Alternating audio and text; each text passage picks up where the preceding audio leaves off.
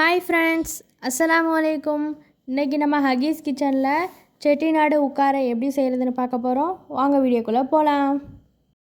தேவையான பொருள்: தேங்காய், வெல்லம், திராட்சை, பாசிப்பருப்பு, முந்திரி, நெய், உப்பு, ரவை, ஏலக்காய். முதல்ல தேங்காவை நல்லா நான் இன்னும் பாதி தான் எடுத்திருக்கேன், இது போதும். இதை நல்லா கீறிட்டு குட்டி குட்டியாக கட் பண்ணி மிக்ஸி ஜாரில் போட்டு இதை நல்லா திருவி எடுத்த மாதிரி நல்லா அரைச்சி எடுத்துக்கலாம். தண்ணி ஊற்றாமல் அரைச்சி எடுத்துக்கோங்க. அவ்வளோதான். இப்போ வேறு பவுலில் மாற்றிட்டு இதை எடுத்து வச்சிடலாம் தனியாக. இப்போது அடுப்பு ஆன் பண்ணி நம்ம இப்போ பாசிப்பருப்பு வறுத்து எடுத்துக்கலாம். நான் குக்கரில் தான் செய்கிறேன்.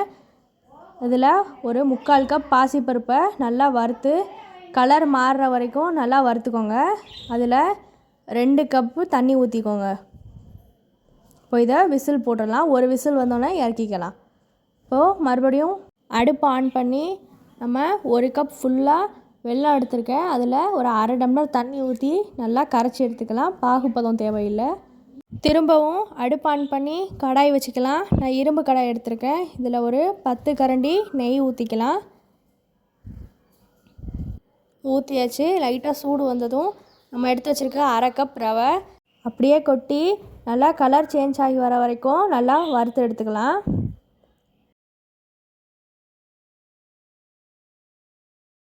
கலர் சேஞ்ச் ஆகிறதுக்கு முன்னாடி ஒரு ஏலக்காவை லைட்டாக தட்டி அதில் சேர்த்துக்கிறேன். இதே ஒரு டைம் கிண்டி விட்டுட்டு நம்ம எடுத்து வச்சுருக்க 1/2 கப் தேங்காய் துருவல் அதில் சேர்த்து இதையும் நல்லா பொன்னிறமாக வறுத்து எடுத்துக்கலாம். இந்த அளவு நல்லா வறுத்தெடுத்ததும் நம்ம வேக வச்சு எடுத்து வச்சுருக்க பாசிப்பருப்பை அதில் சேர்த்து நல்லா எல்லா இடமும் படுற மாதிரி நல்லா கிண்டி விட்டுக்கலாம். இது இந்த அளவு நல்லா இறுகி வந்ததும் நான் எடுத்து வச்சுருக்க 1 கப் வெல்லம் அதையும் அதில் சேர்த்து நல்லா கிண்டி விட்டுருங்க. இப்போது இதில் இந்த அளவு நல்லா கொதித்ததும் ஒரு பிஞ்ச் உப்பு சேர்த்து இன்னும் கொஞ்சம் நல்லா கிண்டி விட்டுட்டு நான் ஒரு 4 ஸ்பூன் நெய் சேர்த்து இதையும் நல்லா கிண்டி விட்டுக்கலாம். முந்திரி பருப்பு தாளித்து எடுத்துக்கலாம். அதில் ஒரு 4 ஸ்பூன் நெய் சேர்த்து திராட்சை போட்டு லைட்டாக பொன்னிறமாக வந்ததும் அதில் முந்திரி சேர்த்துருக்கேன். இது தேவையான அளவு நீங்கள் சேர்த்துக்கோங்க.